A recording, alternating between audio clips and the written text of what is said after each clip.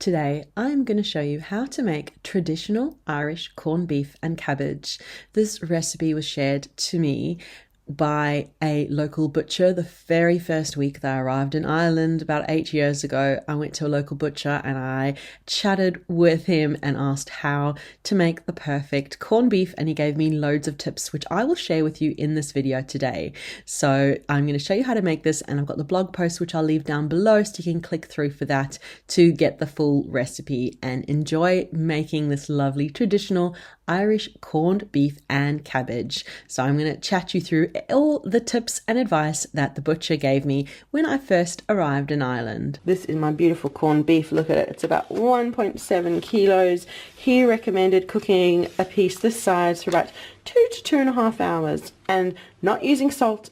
I usually put carrots and salt and garlic and onion and everything, but he said there's so much flavor and so much salt already when they've been brining it that all you need to do is cover it with water, bring it up to the boil, lower it to the gentle simmer, and let it cook for a while until it is nice and soft. So that is what I'm going to get on and do now. Right, so I have covered my meat with water. It's in a pot.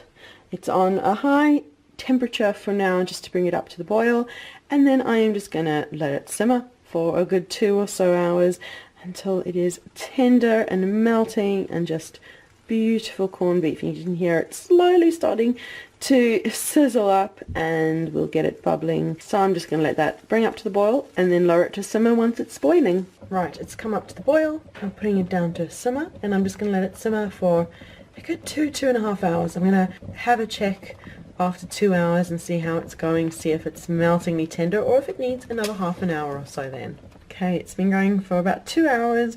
Been topping it up with more water, putting the heat up, down, just trying to maintain it at a very gentle bubble that you can see there.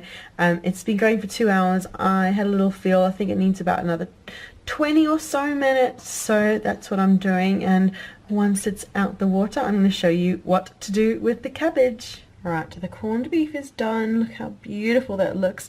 I'm going to slice it up in a minute. I've chopped up all my cabbage very roughly. Chop as much as you want, you need. You can use different types of cabbage, whatever you like.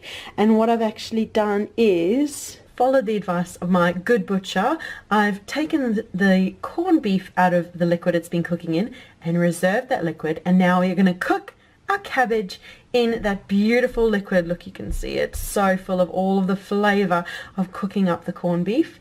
We're going to cook up the cabbage in that now. Okay, I'm slowly bringing this liquid back up to the boil. We've added the cabbage back in, and according to my friendly butcher, he said to add some butter in as well. That's the Irish way to do it. So it's going to cook in this buttery broth, which just looks, sounds, smells amazing. So I'm just going to cook that until the cabbage is done, and then we'll put it all together. This is pretty spectacular for a frugal dish of corned beef and cabbage. It's just amazing.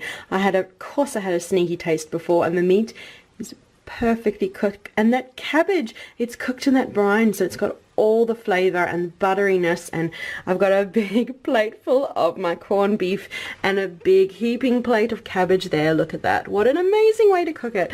Definitely pays, no matter what piece of meat or anything you're getting, to ask the butcher for advice on how to cook it, what to do with it, because this meal is thanks to our lovely Irish butcher I found here. But yum, what a yummy dish. And remember, down below I'll leave a link to the blog post where I will talk you through how to create this yourself, and check down below also for loads of other yummy stuff. But thanks so much for watching. Make sure that you leave a like and subscribe for more yummy inspirations, and we'll see you again soon.